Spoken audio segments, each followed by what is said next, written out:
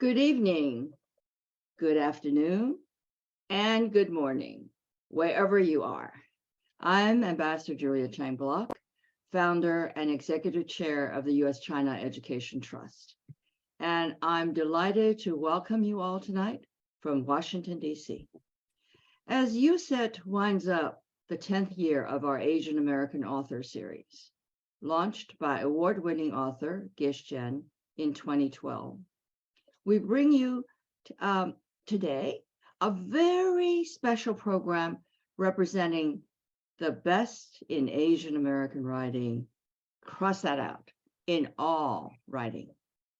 We're honored to have with us iconic Chinese American author Maxine Hong Kingston, Pulitzer Prize winning Vietnamese American author Viet Thanh Nguyen, her former student, and Professor King Kok Chung, pioneering literary critic who will be our moderator. I read The Woman Warrior when it was first published in 1976, almost 50 years ago. Time flies. It spoke to me then, and it resonates with me still, because it was the first autobiography in the Asian American tradition that centered on mothers and daughters, not fathers and sons. The Woman Warrior was the first commercially successful book by an Asian American woman featuring a Chinese American woman protagonist, the most widely read and most frequently taught work of Asian American literature of its time. Kingston's work is foundational to Asian American literature and Asian American studies, credited by some academics because of its sheer lasting power for having launched the field of Asian American literature itself. We are pairing Maxine today with Viet because of their UC Berkeley and teacher-student connections. Kingston graduated from Berkeley with an English degree in 1962 and returned to the English department as a senior lecturer in 1990. Kingston considers herself a lifetime alma mater of Berkeley and has taken inspiration from the school and the setting of the Bay Area, most notably in the novel Tripmaster Monkey. She has inspired and nurtured generations of writers, and Viet represents the best of them, blazing new trails and achievements with his debut novel, The Sympathizer, which won him a Pulitzer. Here, I have to give a shout out to UC Berkeley. This is the first time that the speakers of a USET program are all graduates of one university. Kingston got her BA in English from Berkeley. Viet and King Kok got their PhDs in English from Berkeley. And I got my BA in political science and communications from Berkeley.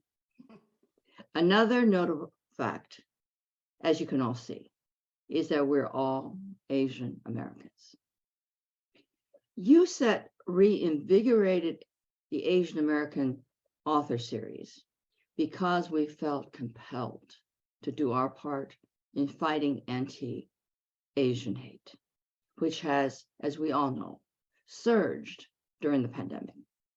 We believe the most powerful tool Asian Americans have to confront a history of exclusion, discrimination, and invisibility is to make our voices heard and to raise awareness that Asian Americans are part of this country's narrative. We have learned over the past 10 years that elevating and celebrating the stories of compelling Asian American authors can help people understand the Asian American experience in America's diverse cultural fabric, contributing, we hope, to a more diverse, equitable, and inclusive society. Before I hand over the mic to King Kok, I just want to say one more thing. This program's UC Berkeley connections have prompted me to sponsor an East Asian Research Fellowship Program for undergraduates to be launched by the ASUC or the Associated Students of the University of California next year. Giving back is as important as giving voice. King Cock, it's all yours. Thank you. Thank you so much, Julia, for weaving this Berkeley thread that connects the four of us. It's a tremendous honor to be moderating the conversation of my two idols, who also happen to bookend my academic career in Asian American literary studies. I think the first piece I wrote on Asian Americans was on Kingston and Alice Walker. And the last piece I wrote before I officially retire, even though I'm still teaching, is on Viet Nguyen. So they really bookend my academic career as well. I like to tease out this Berkeley thread a little further.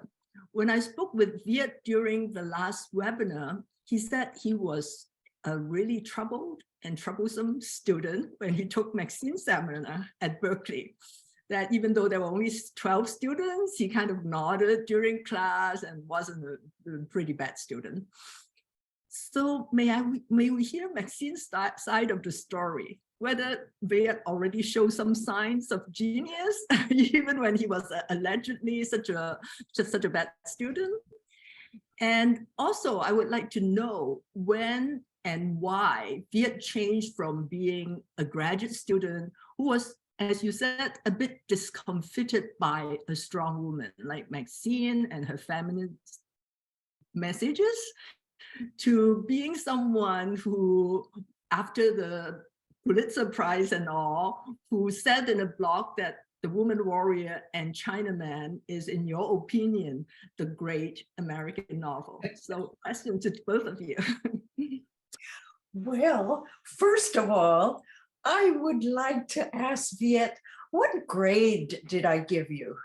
Oh, I'm so glad you asked. So first of all, I just want to say it's such an honor always to be here with Maxine and with King Cock. I was just thinking about you the other day, Maxine, because you graduated in 1962.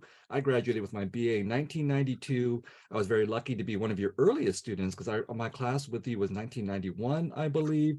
And I realized just the other day that I am now the same age you were then when you were my professor. Okay, so it's a really, for me, just like it's a weird, interesting moment to be here with you and to think about generations and everything. And King Cock, I met you when I was probably 22 or 23. You were very kind. I was an early graduate student, and you sat down next to me at a conference and just started talking to nobody, basically, and I never forgot that. Now, that being said, I did not nod off. I did not just nod in Maxine's class. I fell asleep, and not just once, but many, many times. And Maxine, you gave me a B+, which, which may not sound that bad, but according to the stereotype of model minority Asian Americans, a B+ is it's an F. It's a really terrible grade, I never forgot it. Yes, and okay, so that lends, the reason I gave you a B+, I graded, I did not grade on quality. I graded on quantity. And what I told all of you was that by the end of the semester, I want 50 pages. And you can write in any way you want. You do not have to follow any structure or suggestions. I do not give prompts. And in order to get an A, all you had to do was write 50 pages. And everybody could do it except you. Everybody got an A but me? Is that what you just said? Yes. And the reason was that you only came in with about 40 pages. And I could not understand why you couldn't do it. What I thought was there's some kind of block that you could not freely write. And so the reason I was worried about you is that you could not come up with 50 pages. And I must say, you could sleep with your eyes open. Because I didn't notice that. And the other thing that I remember, I knew that your work was good. The writing itself was good. It's just not enough. And the other thing I cared about is the ability to interact with the other students. I wanted people to respond to how they were receiving one another's work. And you did not do that.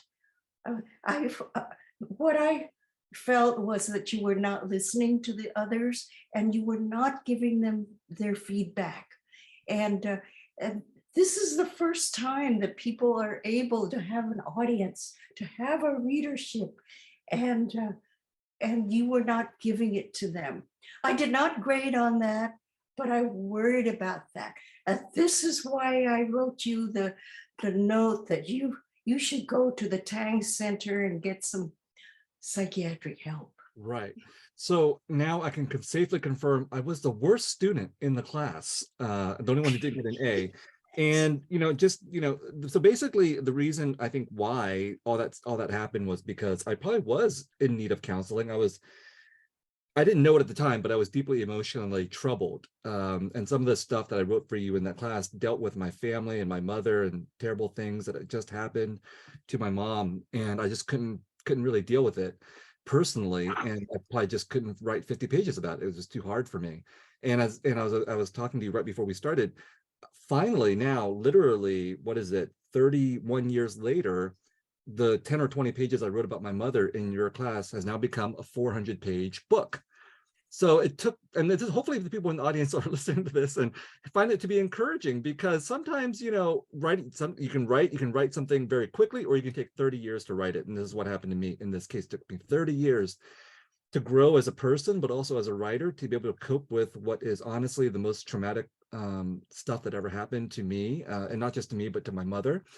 And to answer King Cock's question at the beginning, I think that my relationship with my mother was a wonderful person, really an incredible person who raised herself from poverty and living under patriarchy, not having much of an education, to becoming a self-made woman who was a very successful businesswoman and a refugee twice. But she was also disabled by mental health issues that I deal with in this book. And I think it was very difficult for me to deal with all of this wrapped up in one person, who was my mother, who was obviously so important to me. And so I undoubtedly, I took that out on someone like you, Maxine, and the class. And so to answer King Cock's question, I think that I've hopefully grown as a human being. And I never sought counseling, and people don't like the answer that I give here, but the answer is I became a writer instead. So, I mean, if you need to seek counseling, go seek counseling. For me, it really was the writing that saved me. It was the discipline of writing. It was the fact that eventually I was able to do more than just 50 pages, but in this case, 400 pages. It was because I spent thousands of hours, working on the writing, but therefore also working on myself, and working out my own issues. And so one of the last lines of this book is, writing is the only way I know how to grieve. I couldn't do it. I can't grieve. Still can't grieve my mother, like with tears or anything like that. For the most part, I do it through writing. And so that's how eventually I think I was able to deal just with my mother, but also with issues around representations of women and gender and all of that. So all this is to say how incredibly important the seminar with Maxine was, both as a positive lesson in terms of some of the things we learned, but also, and I think this is really crucial too, as from the perspective of a teacher, a negative lesson, because sometimes people don't know what they're learning until decades later. And so the seminar with Maxine was a seed for something that I would have to deal with in the ensuing decades. Vid, I am so glad that you have a 400-page book now. I have always felt that we grow as writers as we grow as human beings. And we, when we work on writing different points of view, writing points of view of people that we don't know and that we don't like, and and and as we work on that, our compassion grows. In other words, we grow as a human being and we grow as writers. I agree. Thank you, both of you. The second question actually is very much related to the first, even though it seems to be going from the personal to the political. The second question is about war and peace. So Maxine has been an activist, pacifist from the get-go, from the woman warrior. And I would call her a warrior of peace, so to speak. You and Alice Walker were arrested for demonstrating in front of the White House against the invasion of Iraq. Viet's entire opus is about the devastation of war, and especially about the war that took place in Vietnam and that affected you, and I'm sure your mother, so personally. And you wrote in Nothing Ever Dies that this war's identity, and indeed any war's identity, cannot be extricated from the identity of war itself. Can both of you talk to the audience about your perspectives as seers regarding wars, including the wars that are still raging today, that are still haunting us today, and the elusiveness of peace, even to this day? Either one of you can start first. So. Oh, you want me to go first? Okay. All right. Well, I'm also a refugee, from a war as well. So a lot of my writing is also about refugees and, and about Asian Americans. And one of the things that I do in this memoir, but also I think through my other work as well, is to insist that these are identities. To be a refugee, to be an Asian American is an identity, but also more than identities. I mean, I'm not really interested in using writing to reinforce a sense of identity or pride or, cultural affirmation or anything like that. If people get that out of the work, that's fine. But I write about refugees and about being Vietnamese and so on, because these are experiences that are produced out of war and out of conflict. And I think that by writing about these experiences, I can do things like talk about why war is problematic, both in terms of obviously it's terrible, devastating consequences, but also because it inevitably produces refugees, and it inevitably kills more civilians than soldiers. And so in writing this memoir that I just finished, one of the things that I really learned from reading Maxine's work, is, especially The Woman Warrior and Chinamen, is something about the nature of memoir and autobiography, which is that these two books are very powerful, partly because they're not just about Maxine, her mother, the family. They're also about collective Chinese immigrant, Chinese American experiences and the history of China and the United States. And likewise, the memoir that I just finished, very much about me, my mother, my father, my family, our particular refugee experience. But if that's all it was, I never would have written the book, because I'm not that interested in singular stories of trauma and all that kind of thing. I think the publishing industry, I don't know if it's true in China, but in the United States, the publishing industry fetishizes the individual story. Publishers want you to talk about your individual trauma, but they, for the most part, want you to keep it individual. This book, like Maxine's work, locates my family within the larger context of war, the Vietnam War, but also American war in general, Vietnamese Revolution, and so on. And I talk about my mother, and it's very important for me to do this, as someone whose suffering and whose life and whose accomplishments were obviously really important to me as an individual. But when I think about what happened to my mother, I think that so many other women endured the same things. And they endured the same things because of history, because they were all caught up in war and colonization that they didn't choose. And that's what's also very important to me. And so I don't think it demeans my mother's individual experience for me to say a lot of other people also suffered the same thing or underwent the same thing. In fact, I think it illuminates her experience if I can put her in context with these larger movements of history that dislodged, displaced so many millions of people. That is the backdrop against which my own family story happens. my war stories and my thinking about war goes back to the very beginnings of my life. My mother, who was a refugee from the bombing by the Japanese in China, and then I'm born just a year after, and right from the beginning, she's telling me what happened. She warned me that if I see 3 airplanes coming, they're going to start bombing. So as a baby, I was so scared when the bombs, not the bombs, the planes, passenger planes. Well, my mother was a storyteller, and my grandfather also a storyteller, and the stories they told were about war, and they were not heroic. They were always how did we escape? How did we survive? How did we get killed? And how did we lose? All the wars were about wars. I'm a descendant of the Song emperors, and the stories about that time is how did we escape? How did we survive? Okay, so let's just skip to present day. We are pivoting toward war with China, and I think at first it's called an economic war, and we.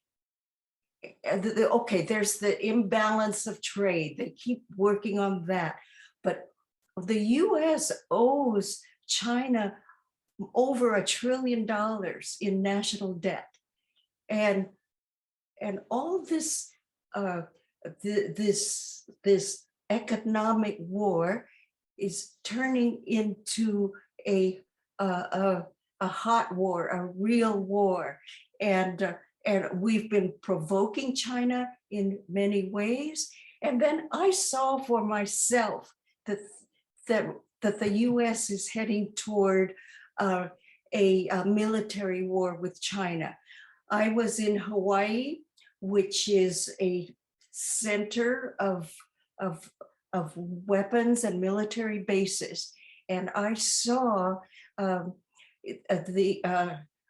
what do you call it, maneuvers. I saw practice maneuvers, and I picked up the newspaper, and it says we're practicing for war with China. And so all of this works on in the writing, in the sense that I'm trying to find nonviolent ways. One thing, working with veterans, I have often felt a sense of failure because I work with them after they come home from war. But how do you prevent the war in the first place? Right now in San Francisco, some Asian Americans are working on a project called Pivot Toward Peace. And they're working on how to prevent this oncoming war between the US and China. Thank you so much. This is such a depressing topic.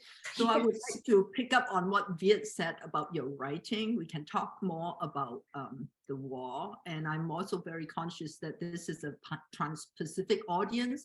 I don't want to get anyone in trouble. So I'm wary that anything we talk about US-China is a very sensitive topic. So that's why I'm steering us back to the writing. Now, what Viet said about your memoirs are so true. Both the Woman Warrior and Chinaman is not a personal story. I mean, there are so many things intertwined. So I would call this question gender, genre, form, and language. Both of you have traversed the boundaries of memoir, fiction, and scholarship, especially Viet, regarding Asian American literary history, world history, post-colonial studies, philosophy, Catholicism, Taoism, Buddhism. Both of you have also, as I said earlier, before the formal webinar, both of you have also diversified and defined standard English, incorporating French, English, and Vietnamese in Viet's case, and Hawaiian, Mandarin, and Cantonese in Maxine's case. So I want you to tell us about your multicultural muse, method, and madness in commingling your life experience, your literary training, your extensive reading, and your imagination, because both of you are very unusual to me in that regard. And that's not common of any writers, Asian American or not. So that this kind of really, without borders, crossing on everything, defying every boundary. So maybe Maxine can start on this one. When my books came out in the UK,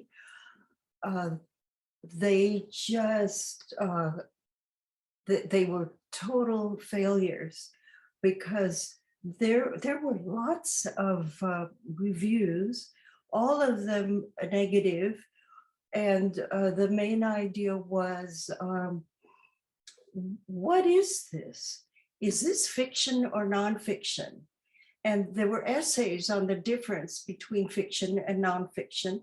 And I did not fit in any category. They couldn't figure it out.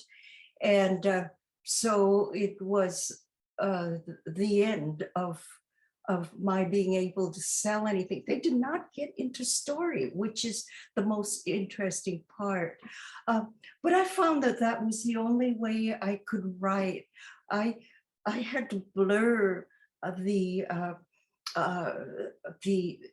I had to blur genres. I had to cross genres. One motivation was that we're illegal aliens, but with such exciting stories of how we got here.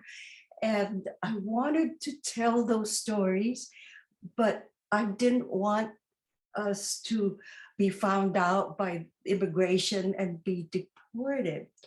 And so I wrote in such a way that you can't quite tell whether I am telling a story or not, especially in Chinamen. I would say, well, the legal father came this way. And I told a very realistic story about being on Angel Island. And then I said, well, I started with the fiction about coming across the dragon waters and landing on Ellis Island. And I wrote that in such a way that it was mystical, mythical. It goes along with the legal history. And I fooled everybody. I think I even fooled Viet. I remember in that class, I read those two versions to the class, and I asked, which one do you think is fiction and which is nonfiction? And everybody got the wrong answer. And so I think I did it. I fooled everybody. And so I will fool the immigration authorities too. But then at the same time, nobody there were so many people. Oh, King Kong, you would like to know, maybe you already know, there are quite a few PhD dissertations about, am I writing fiction or nonfiction? It was after my parents died that I was able to ask a class, which do you think is fiction and nonfiction, and to tell them the truth. So there is part of my answer about the way I write across genres. Okay. Well, very interestingly, as I said, I'm a refugee, and I think because I'm a refugee, there's two options you can pursue when you're a refugee. You can try to forget that you're a refugee and totally assimilate, become a citizen, wash all the refugee stink off of you, and at best you call yourself an immigrant. Or you can embrace being a refugee, and you can acknowledge that even if you get all cleaned up like I have, that some part of you is forever going to remain a refugee. And I think that's the path that I chose, that to me, I still call myself a refugee, and that means embracing everything that a refugee represents, which is disruption. Refugees cross borders, they're forced to cross borders, and they bring with their, refugees are considered to be a problem and a crisis by people who are not refugees. And of course, the issue is that we are not the problem, we are not the crisis, we're simply the index of other problems and other crises that produce us as refugees. So proceeding from that kind of historical political understanding, that's my response to your question, because then borders become things to be transgressed, whether it's geographic national borders, or whether in this case we're talking about genre borders or borders of language.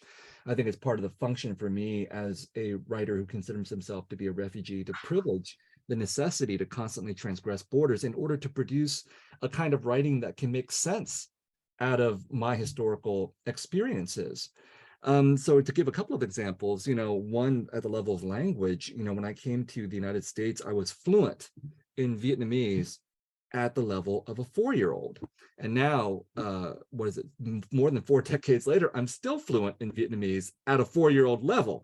But the seed of that, of being aware of the meaning of Vietnamese, means that it has forced me to constantly look at both languages, Vietnamese and English, from the outside. And that's been really powerful for me as a writer, because I think it's allowed me to bend the English language in certain ways because of my sense of myself as an outsider to the language. And one of the interesting things that happened to me recently was this Vietnamese American came up to me at an event, and he said and he's fluent in Vietnamese, when he reads The Sympathizer, for example, he thinks he can see the Vietnamese language in the English language there. And that to me was a huge compliment, that maybe I did internalize the rhythms and the structures of the Vietnamese that I grew up hearing, that I was surrounded by constantly, even if I really couldn't speak the language. And then on the inverse side, I felt that as a refugee coming to English in the Berkeley English department, I really had to master the language and demonstrate my mastery, because I was going to be going up against all of these people in the #1 English department in the country who were looking down on me. I don't think I was making that up, and there's a lot of microaggression taking place then and now, when I'm still the only Asian person in the room in certain cases. And so I had to use English as my weapon to fight against this kind of explicit or implicit racism. And I had to be better at English than everybody else that I was going to encounter.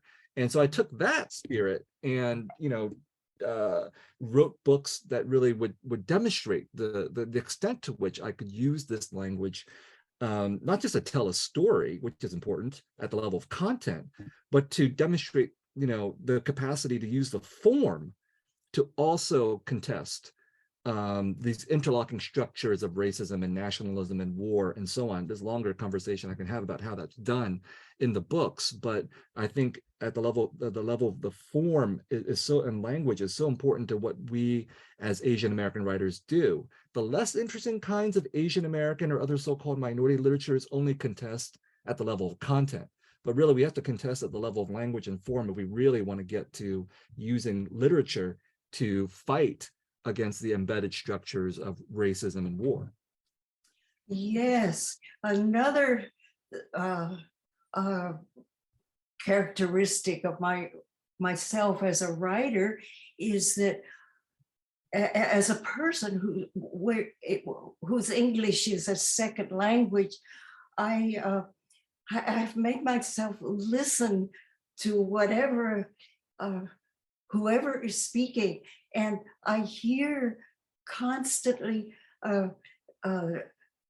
American language as it's spoken by Blacks, by Hawaiians, and I'm trying to write in a way that will bring the sound of those languages into my work, and And what we're doing, Viet, we are creating the new American language, which has the rhythms and sounds that we hear. The and my son has read my work. He read Trip Master Monkey, and he says that I got the Hawaiian wrong. So I'm trying to deal with that. As for getting a degree in English from Berkeley, I graduated from Berkeley unable to write for 2 years.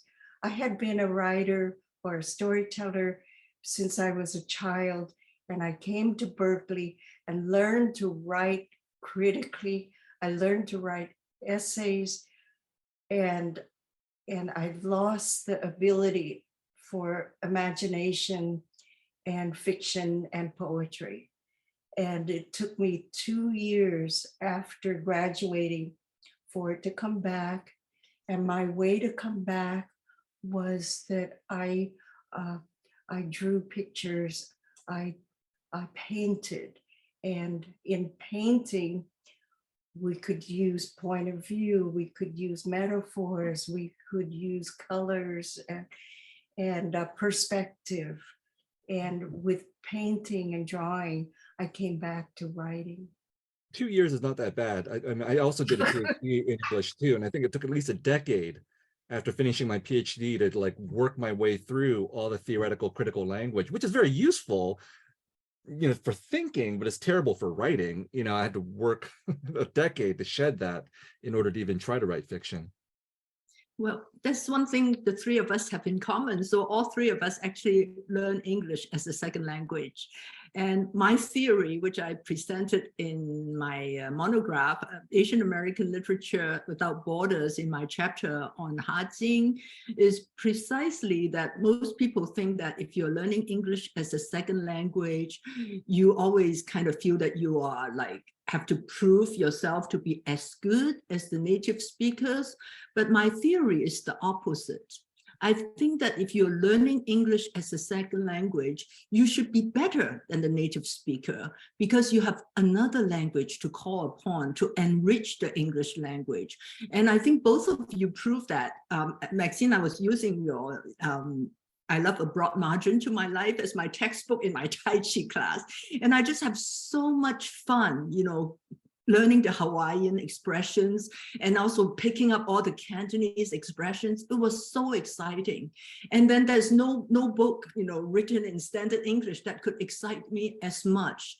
And I think that so many people who are using English as a second language really is what makes this language so powerful. That's include Native Americans, Latino writers that I love, all these other writers. So my theory is that, you know, we should not feel we have to be good at English to prove that we are as good, but that we should all aspire to be better because we are learning English as a second language.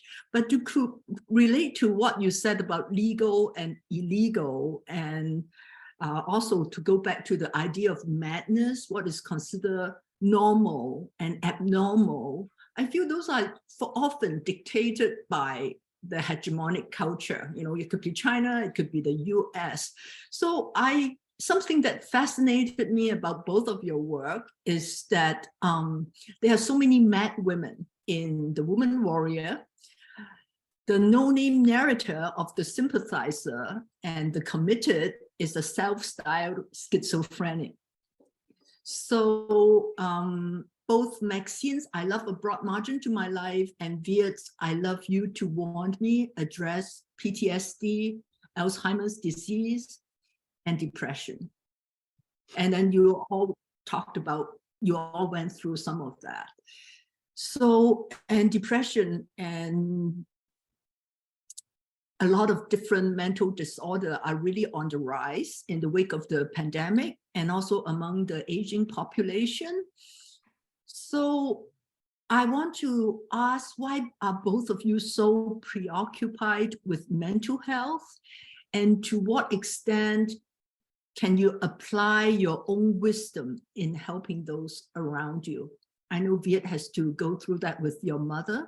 So I just feel, is that why, you deliberately choose a narrator who has two minds, somewhat schizophrenic, because that's the only way we can tell different stories. The way Maxine said, I want to create different versions so people didn't know which is the one that I'm thinking about, or which is the one that would get my father into trouble. So I just wonder whether that use of madness is a very deliberate narrative strategy as well.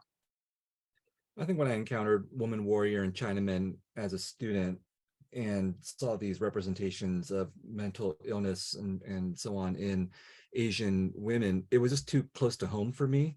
I mean, I could deal with like mental illness in other contexts, like Russian novels, that's one thing, but in the context of an Asian American, Asian immigrant context, it was way too close, and it was really hard for me to deal with because it was happening to my own family. And part of the difficulty for me in writing about this, about my mother and so on, is that it was impossible for me to figure out what was the reason for this mental illness. Was it because, I mean, my mother went through all these horrible things, and it was, these horrible things were war and colonization and the refugee experience and famine and all these things, which a lot of other people went through as well. And not everybody suffered from the same things my mother did. So it reminds me of a question that you asked in the Woman Warrior, Maxine, where you said, Chinese Americans, how do you tell what's the difference between what's uniquely yours and what's like Chinese culture and all these other things? And to me, it's very much the same issue. Like, if you have mental disability illness in your family or yourself, what's the cause? Is it just an accident of the body and mind, or is it because you suffered all these terrible things? And the problem is, well, for most cases, we'll probably never know the answer. But I was reminded also, that for immigrants, especially perhaps, immigrants who encounter racialized cultural difference that can be really devastating, mental illness is a real consequence. I remember reading Mulberry and Peach by Huang Lingye, which deals with immigrant schizophrenia, I think, and every time I would encounter that in Asian immigrant literature, I would be so disturbed. It would just touch me so deeply.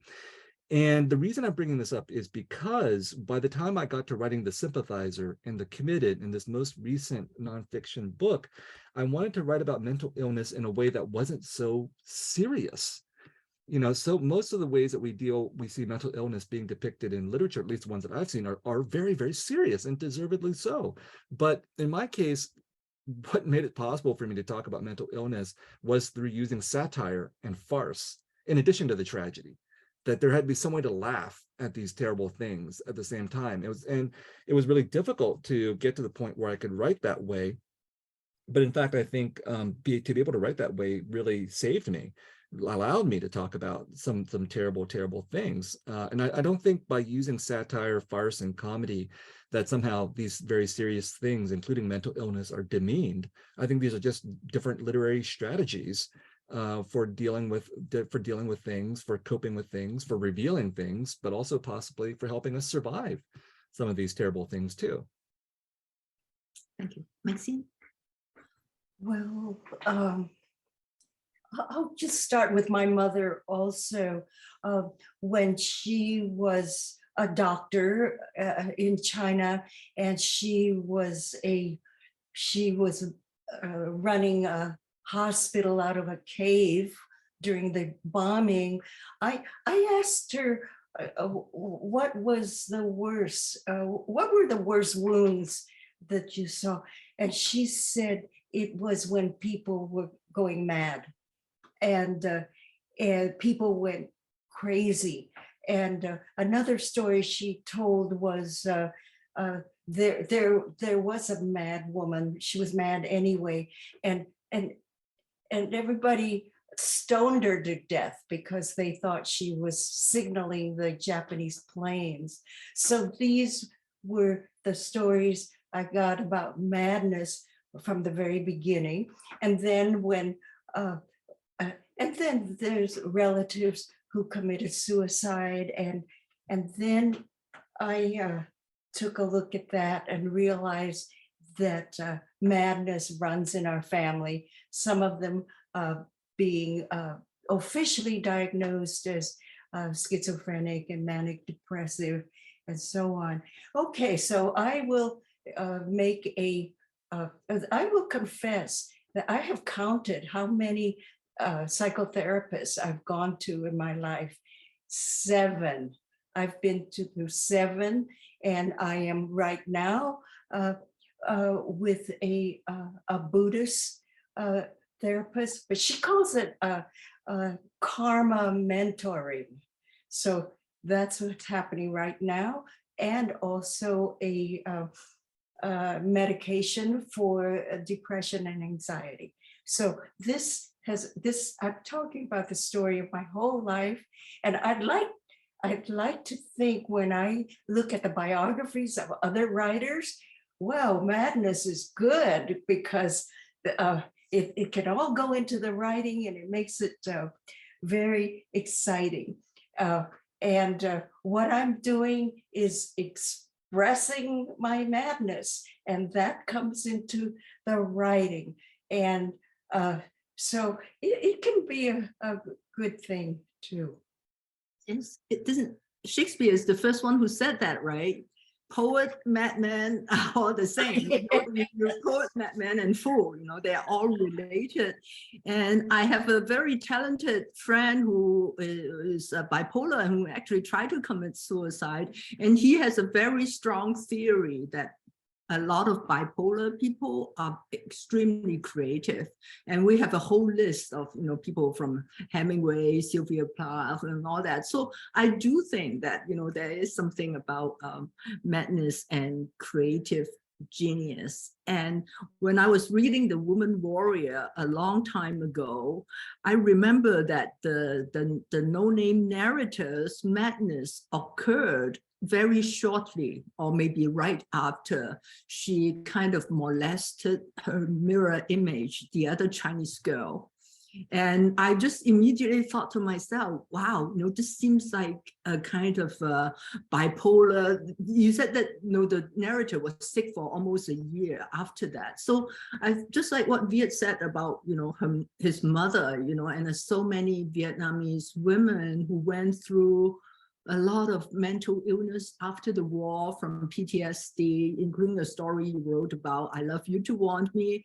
And also the family in Six Tong, another Vietnamese writer, Len Cao, also wrote about the mother suffering from PTSD, mental illness. So I just wonder whether even that episode in The Woman Warrior, where the girl was sick for a year, whether that was a kind of mental disability. Yes, yes, I think the body and the mind go together. And of course, we're talking about that girl. She's me, I confess. I can do it in the first person now. Here's another suicide that I was not able to tell, 30, 40 years. Okay, Fa Mulan in The Woman Warrior is a hero, a heroine, and she's able to be a mother, she's able to be the filial daughter, she's able to win battles. And I wrote it as a feminist story because that's what I understood at the time. Okay, it has taken me, I don't know how many years, but, and this doesn't have to do with just me. It has to do, what can the reader take? I have told the reader this wonderful story, helping them to be better feminists. But I cannot tell the story that she committed suicide. And I did not tell that until it was 40 years later. And I did it really quick. I did not make a long story of it. And so I could not, I didn't want people to know that. And but I'm finally able to face it just recently. And then I also think that I want the readers to read the rest of my work before they read that news, so that they can grow in order to be able to take it, and then to know about this suicide and still live a good life. Thank you, Maxine. To hark back to the main theme of this conversation, diversity, defiance, and dignity. In this age of anti-Asian violence and so forth. What are your thoughts on Asian American literature today, and how does it contribute to our American experience? Can each of you tell us about your work in progress vis-a-vis diversity, defiance, and dignity? Wow. Okay.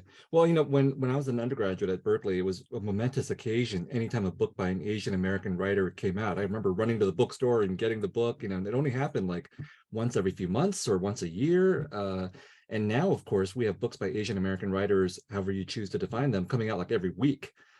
And so there's been a tremendous transformation of the Asian American literary landscape, which ironically, I think is a function of the model minority. We look, we criticize the model minority and all that kind of stuff, but, all those Asian Americans who didn't become doctors and lawyers and engineers and all that kind of stuff, a lot of them went into the MFA program. So that's a kind of a model minority thing. We're going to get another degree, and we're going to be good writers. And we know, because in the United States, at the very least, Asia, I think of creative writing as an industry. I mean, there's a whole set of steps you can go through: degrees, hurdles, awards, jobs, all this kind of stuff. Asian Americans have proven to be pretty good at doing this, and this is one of the reasons why we have this explosion of Asian American literature. I think that, to me, now that this has happened, it is something to be celebrated. Obviously, we never thought that, I think in the 90s, I don't think anybody really thought we would get to this moment, but it's also something that now allows me, at least, to be critical of some of these things that we can now take for granted. For example, we've had this huge boom of Asian American literature in English. I worry about Asian American literatures written in languages other than English. Not a lot of scholarship is done on that. And there's all these people reading in other languages in the United States, and that's a whole other world of experience and art that just does not rise to the surface of the English language world. And one of the reasons why this is problematic, just to use me as an example, is that me and other people of my generation, we get to write, for example, about the Vietnam War and the Vietnamese refugee experience, which is important, but that's filtered. In other words, when I write The Sympathizer, it's about the Vietnam War, which I was there for, but I was 4 years old, so I don't know if I really count, and my imagination is not the same as someone who lived through that experience. And that generation rightfully might be sort of angry or resentful still that their stories are contained through language, and then the English language world gets access through people like me and my generation. And the reason why this makes an impact is because even though I'm an Asian American, when I'm writing in English, I'm writing in imperial language. So my version of the Vietnam War gets circulated globally because of the impact of American culture, and now it's being turned into a TV series by HBO. Whereas Vietnamese literature from Vietnam about the same topic, it's not read very widely outside of Vietnam, or a very small coterie of people who want to read Vietnamese literature in translation. So I think we have to be critical of that kind of thing. We have to be critical of the way that a lot of Asian American literature, in my opinion, is no longer very critical.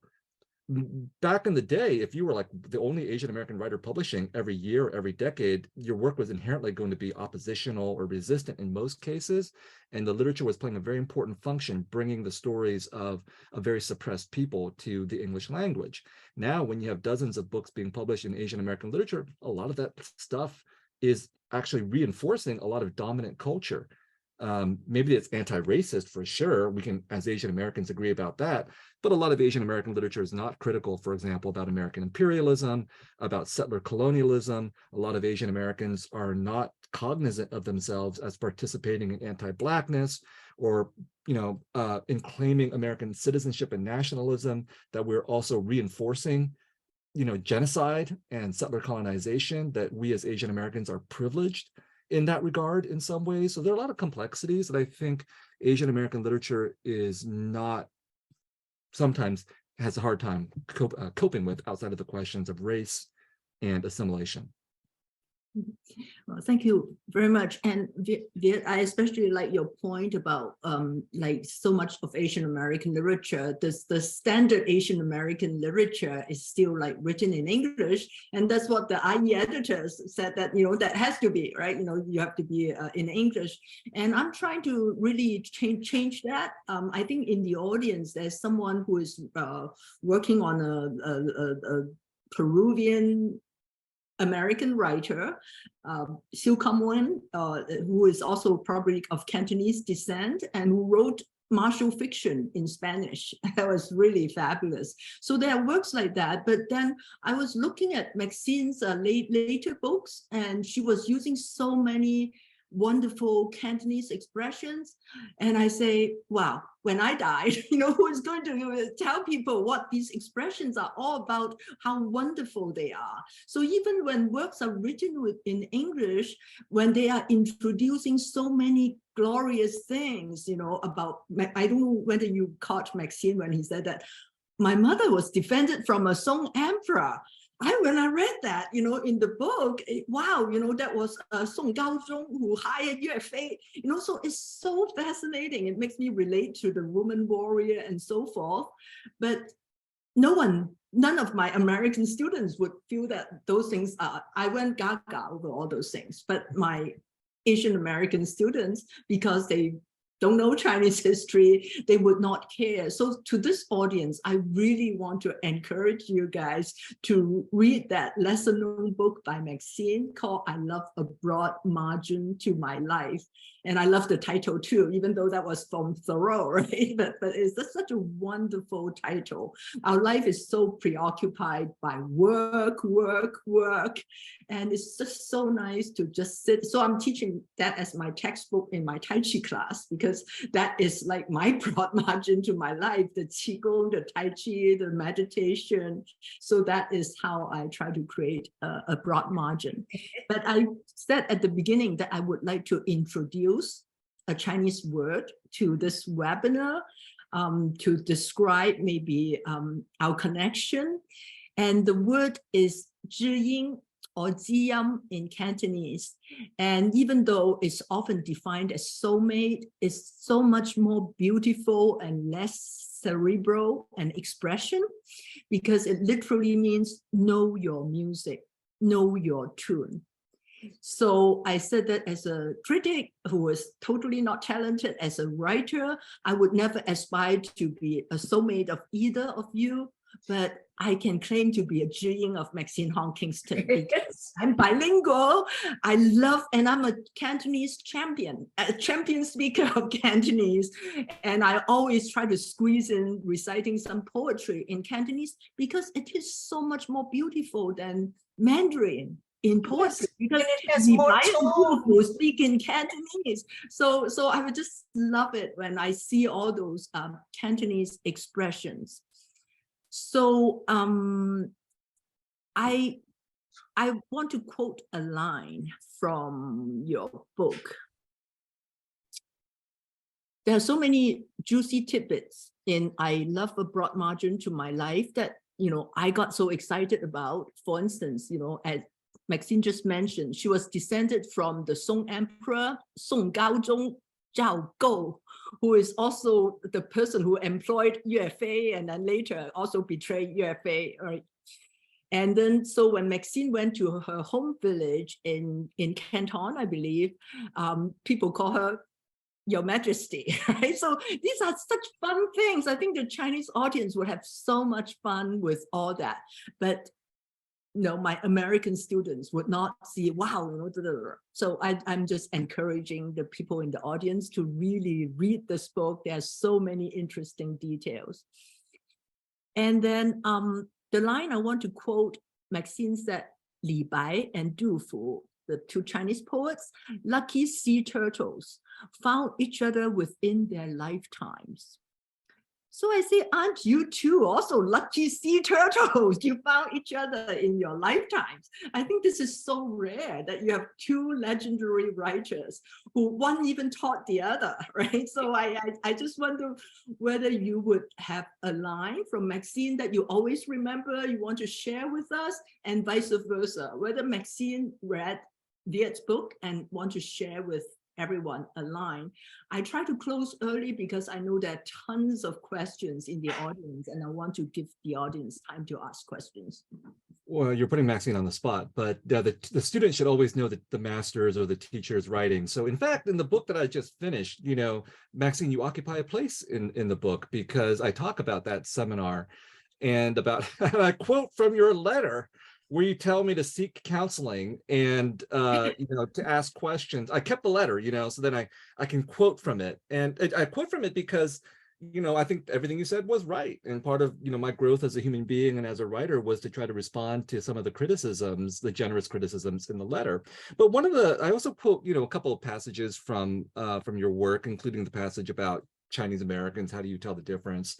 But also the one of the greatest lines of American literature, as far as I'm concerned, which is the opening of The Woman Warrior, which is, of course, now that I'm on the spot, I'm going to unscrew this up. You must not tell anyone what I'm about to tell you, my mother said. That's the opening line, right, of The Woman Warrior.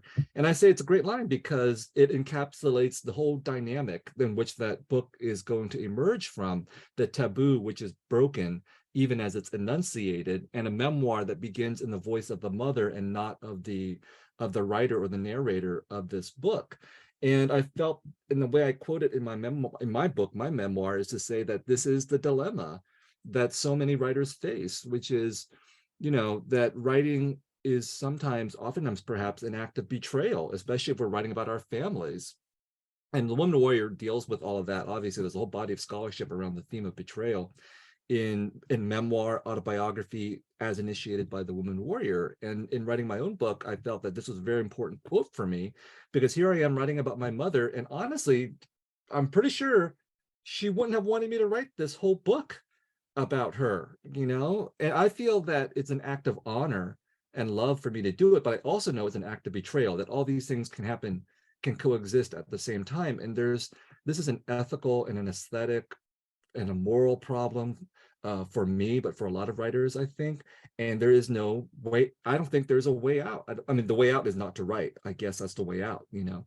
But for a writer, that's not a solution. So we're squarely caught in this terrible dilemma of love and betrayal that I think is in a lot of memoiristic and Asian American writing. Viet, my favorite line, or these are lines that just strike me. It's personal. In the middle of the committed, in italics, you say, words can kill. And wow. Yeah. And here, and then in the last, these are the last few sentences in the committed.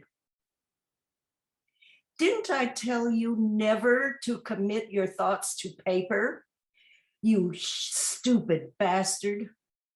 Claude says, offering you the holy water with one hand, while with the other, he aims the gun at your beaten heart. Now take that goddamned mask off your face. And you are so happy, you don't know whether to laugh or cry. My mother said almost that paragraph to me. She said, my mother, holding some pages to her chest, she said, don't you know the Chinese hate you? She said that to me. Don't you know the Chinese hate you? You endanger us. You're going to get us deported. I was not so happy to hear that, and I didn't laugh. So and this, my mother said to me after she read The Woman Warrior and Chinaman. And so she continued to tell me, stop it. Hmm. But I keep on betraying her. Yeah, and just to add to that briefly, we don't just betray our loved ones, we don't just betray our families, we betray our people. Yes, Oftentimes. the Vietnamese people hate you, Viet. They do. I mean, a lot of them do. So, yeah. Okay. Well, I know there are tons of questions. There's 16 in the Q&A. I want to ask Trenton or should I ask those questions, or do you guys want to field the questions? Yes, you feel free to choose one of the questions to start, and then I'll go through the rest and I can field the rest of them for you. Okay, I haven't read them, so I'll Okay. just read them. I know Kai Wang, and he was also someone who is writing on the Peruvian American writers. I'm talking about Sim Kauman when he was a visiting scholar at UCLA. He said, how do you look at critical race theory? Do you think it is applicable to the study of Asian American literature? If yes, from which perspective can you use this theory? Maybe you're the theory person. Well, I think yes. I mean, I think we actually have Asian American scholars who work in critical race theory. I think of people like Mari Matsuda and Neil Gokanda. So in fact, the ideas behind critical race theory emerge out of, legal studies, and this idea that within legal theory, legal studies, it's a text. And it's important to interrogate the text because it's through the idea that words can kill. It's like in this legal language, the United States has been able to do things like make legal terrible things, right? And so that's part of what critical race theory does, I think, is to interrogate, the injustice of what is considered legal. And so there are so many instances within Asian American history where, in Asian immigrant history, where you can totally point to the fact that in legal language, what was done to Asians was perfectly fine, right? So the short answer is yes. The longer answer, I think, would be to say, the whole idea of critical race theory has taken on a life of its own, separate from whatever the theory and the practice has been, and now it's become this sort of phobia on the part of the right, using this term to demonize a whole lot of things that have nothing to do with critical race theory, but instead critical race theory becomes this new expression like communism was during the Cold War. So now you can tar people by saying they're CRT, and whereas 30 years ago you would say they were commie.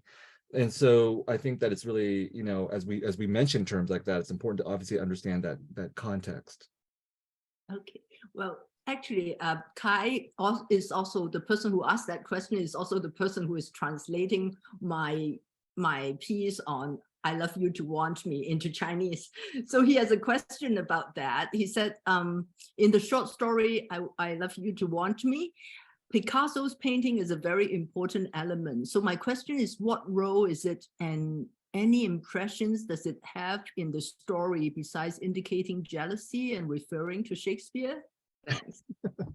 Reminds me of how Hancock, you had a better interpretation of that short story than I had in terms of writing it. But in that case, I think the particular painting by Picasso that I was thinking of is one of these, paintings where two eyes are on the same side of the face. And when the professor's wife, Mrs. Khan, encounters that painting in his office, she finds it so disturbing that she turns it to face the wall. And so the function there is partly about representation, about the fact that Mrs. Khan is so disturbed by this image that she sees some inherent reflection of herself in there, and she can't take that kind of mirroring. And of course, I think that that's true for a lot of us. We figuratively turn things away from us that we don't want to see because they're too intimate and we can't acknowledge it. Case in point, everything I've said about Maxine's work really relative to me and my particular 19-year-old self. I mean, I figuratively turned away from those words that Maxine was writing. Okay, thank you. Now, there's another question from from a Vietnamese American, I believe. Dr. Viet, how do you define your sense of belonging as a Vietnamese American writer? I love reading your works, and I have heard so many defying comments about your books from both sides of Vietnamese. Those who supported the South Vietnam before 1975 and those who support the current communist government. How do you navigate your narrative in the hostile environment like that? I think the implication of the question is both sides hate me. so for example, I know that there are Vietnamese Americans, they're deeply anti-communist, and they refuse to read The Sympathizer, for example, because it's written from the perspective of a communist spy. They just won't engage with that. And then at the same time, like I said, we're turning The Sympathizer into a TV series. The Vietnamese government refuses to allow us to shoot the series in Vietnam. And I have the memos where they say exactly, this is an anti-revolutionary work and it's a terrible depiction of the revolution. And so now we have to shoot the TV series, the Asian parts, in Thailand. So my stance on this is that I'm perfectly fine with being Vietnamese American and being called a Vietnamese American writer, but I always say adjectives for everybody or adjectives for nobody. So if you're going to introduce me as a Vietnamese American writer, everybody else you introduce has to have adjectives in front of them. So that's why in the book that I just finished, F. Scott Fitzgerald plays a role in this book. And every time I mention F. Scott Fitzgerald, I say the great white American male novelist, F. Scott Fitzgerald. Implicitly, I'm saying, how do you like it when you have the adjectives in front of you? So I think that for me, my primary identity is as a writer without adjectives, because what that means is my primary obligation is to the language, to the art, to the truth, however I perceive it. And when all of that aligns with a certain community, then that's fine, So as long, some Americans like that, some Vietnamese people like that at a certain time, but my obligation is not to the Americans or to the Vietnamese. It's to tell the truth the best way, the most artistic way that I can. And if people don't like it, that's their problem, not my problem. So I'm all for this idea of universal art and all that, but I'm also for specific kinds of art as well. And there is no resolution. Okay, I remember when I was a student at Berkeley, one of the things that every Asian American writer would always get when they visited the Berkeley area and they went to a bookstore, somebody would always ask them, are you an Asian American writer or are you just a writer? And they thought it was some kind of gotcha, like that, oh, we got you. You now will reveal how racist you really are. And the problem is that because we live in the United States and elsewhere in the West, we live in inherently racist countries. The question itself is racist. The question itself is racist because, in fact, you can't choose. You cannot choose because racism is telling you, you should just be a writer. And if you can't just be a writer, you're the failure. When in fact, we need to turn that around and say, it's the racist society, it's colonizing society that has created this false binary. And the way that we address that is to inhabit both and to argue that I am both a writer and a Vietnamese American writer. And the only resolution is not through some act of will on my part or colorblindness on your part. The solution is to destroy racism and colonization, which is more than any individual writer can do. Thank you. And the next question is exactly about language. Do you really think, and for Maxine then, do you really think a new American language will be formed and that is distinctly different from the current English we are learning using? Maybe I can answer that one. I think Maxine is creating a new American language, but that doesn't mean that you can still love your Shakespeare, love your Milton, just like Marilyn Chin did. You combine them all. It's not like replacing the old language. It's just enriching. So I think we can go to the next one. Anonymous attendee, can you talk about the vulnerability of writing and sharing parts of your life and experiences in your books? Was this a barrier to your own writing? I think they have answered, but maybe you want to say a little more because both of you said that you actually got a hard time with your family and with maybe friends. I think that I am becoming more and more vulnerable as I grow older, because my latest project is I am looking through my diaries, and I am thinking of publishing them. And in them, I just open my my my mouth, and I tell exactly what's going on, weaknesses, my feelings, my attitudes, and and my doubts, and my bad words. I just put them in there, and and I, oh, I tell what I feel about people, the people I know, and the daily feelings, and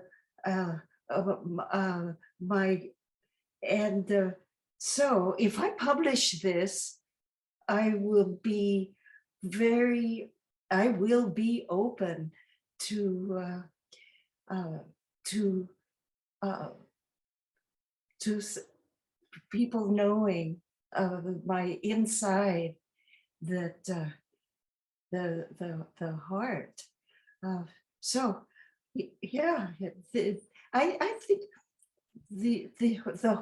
the whole life of being a published writer means going public, and you're just going out there without your mask on, without your clothes on, and it's okay. Then we'll see what happens next. Maxine, I remember you said in the New Yorker issue about you recently that you are writing something, but you don't want that thing to be published till after you are gone. Is that the reason? Is that the reason you don't want to have any more slings and arrows, your way? Well, I'm going through it, and I have a couple of ideas that sometimes if I just change a couple of adjectives, it's nicer. And so I've been going through it and thinking of making those tweaks, and if it's publishable, by the time I get done, if I feel that it's publishable, I will give it out there, and I think I'm going to entitle it "Yours, Maxine." And if I wait, if I don't think it's presentable, if I think that I will get too many slings and arrows, I'll wait until I die, and then I'll have it called posthumously Maxine. Okay, thank you. Well, because there's so many questions, I'm going to ask one of you to answer each question, as opposed to asking both of you to answer. So this one is from Yifeng Hu. He said, if American students can't understand many of the cultural nuances, how do we as educators, teachers, professors close this gap? I think it's hard. It's even hard for Chinese-born Americans who don't master Chinese language who don't, I don't know, Chinese language and culture. What remedies do you use in your classes?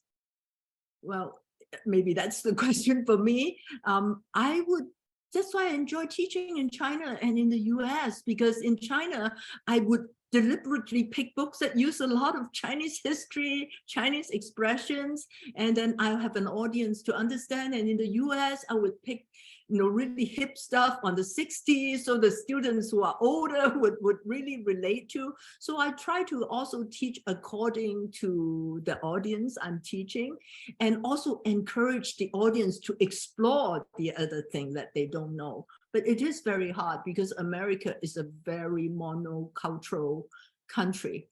And actually that might help answer another question. He asked all three of us, how do we integrate the indigenous American identity into our Asian American identity? And my answer is that I don't think there's such a thing as indigenous American identity, but I'll let Viet answer that one. I'm going to interpret that as meaning indigenous peoples in what we call the United States, right? And it's actually been very interesting and challenging for me to think about indigeneity because, again, when you come to the United States as an immigrant or as a refugee, you're being brought in partly to affirm the American narrative. You're here to affirm the American dream. For me, the American dream is another way the American dream is another term for colonization. We just don't call colonization in the United States. We call it the American dream instead. And it's based upon, the conquest and genocide of Native peoples and the appropriation of their lands. And I'll just give you an example from my personal life. When we came as refugees to the United States, the refugee camp that we ended up in was in Fort Indiantown Gap, Pennsylvania. It never occurred to me for decades to even think about the name of this fort and why it's called Indiantown Gap. I mean, that's how much I internalized the narrative of American identity, so that I never thought about our relationship as refugees to indigenous peoples and so on. And so it's been a big learning experience for me in the last few years to think about what it means to be a Vietnamese refugee who comes to this country, and for everything that we've been through as refugees and whatever we've had to deal with in terms of American warfare and imperialism. When we get to this country, we become American citizens, many of us, and those of us who fulfill the model minority stereotype, we become Americans. And yet our American privileges are, again, in contrast to what's been done and what is being done to indigenous peoples now. And another way that I've thought about, there's two other ways I've thought about indigeneity. Number one, when we go talk about Asian Americans, in this country, in the United States, we say AAPI, if we want to be politically correct, Asian American Pacific Islander. Well, I've been to so many AAPI events that don't have any PIs. It's like, well, why do we call it AAPI when there are no Pacific Islanders here? And so the very identity that we are now using to discuss Asian Americans in this country tries to incorporate indigenous peoples or Pacific Islanders. I mean, they're separate, but even in the case of Pacific Islanders, we invoke them and then we erase them at the very same time. So Asian Americans are also participating in this very difficult relationship to indigeneity. And then finally, like in Vietnam, and this is in my new book, and someone who read it said, you're going to piss off a lot of Vietnamese people. Okay, so here's what I say. I say that in Vietnam, like, we're colonizers too. A lot of Vietnamese people will say, look, the Chinese colonized us for 1,000 years, and the French and the Japanese and the Americans, and then, the Vietnamese, who are people like me, the Gin, the ethnic majority, we kind of forget that Vietnam wouldn't exist without us having colonized the whole southern part of the country that includes the Cham and the Cambodians and so on. So a lot of other people in Southeast Asia look at the Vietnamese as colonizers, including where I grew up, Ban Ma Thuột, in the Central Highlands. This is another thing that's in the memoir that might really anger people. Or, like, I talk about my parents coming as refugees from the north to the south. 800,000 Vietnamese Catholics were brought from the north to the south in 1954 through the CIA and the US Navy, and they were put into South Vietnam to be part of the power base for Ngo Dinh Diem, the Southern Catholic president. And so many of them were sent, including my parents, to the Central Highlands, which were already occupied by indigenous peoples. There's like 52 so-called ethnic minorities in Vietnam. They regard the Vietnamese who came to the Central Highlands as colonizers. So, I mean, I'm still trying to wrap my head around what that means, that I'm very critical of French and American colonization, but in the context of Vietnam, I would be considered a colonizer by indigenous peoples. So indigeneity is something that implicates so many of us. I don't know if I can say all of us, but a lot of us. And if we take our privileges as citizens or people of certain kind of national identities or majorities for granted, we're participating in the erasure of indigeneity, even as so-called minority people. I'm so glad you mentioned that, Viet, because my own sense is that Asian Americans are also very racist.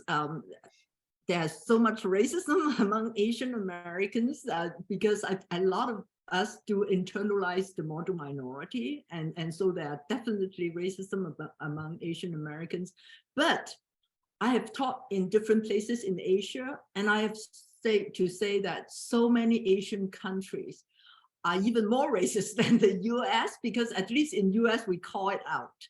And in Asia, if you are, you don't call it out, the racism in Asian countries. So I'm really glad you are calling that out about the Asian countries too. And actually, I'm currently editing an online issue on complicity and victimization. I think Asian Americans are really in that really weird borderline. The anti-Blackness, I think Asians are definitely culpable. A lot of Asians I know are really, really culpable of that kind of racism too. I actually saw questions by my former student who experienced a lot of racism because of his Pakistani name. He said that he was teaching in India and got a hard time. And that's why he's returning to the US to teach. But, oh, he is here. He said, since it's Sharif Youssef, UCLA student 10 years ago. Since you both discussed madness, I was hoping you could dwell on the problem of sincerity in your works. Maxine?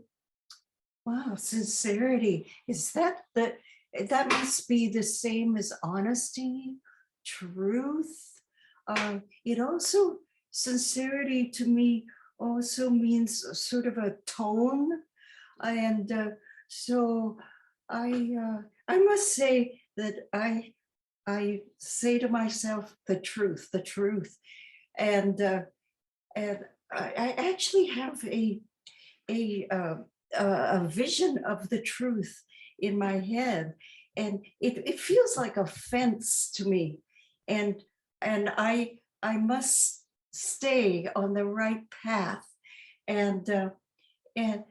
but sincerity is different from the truth in that it is a tone. So, okay. Oh, here's an example.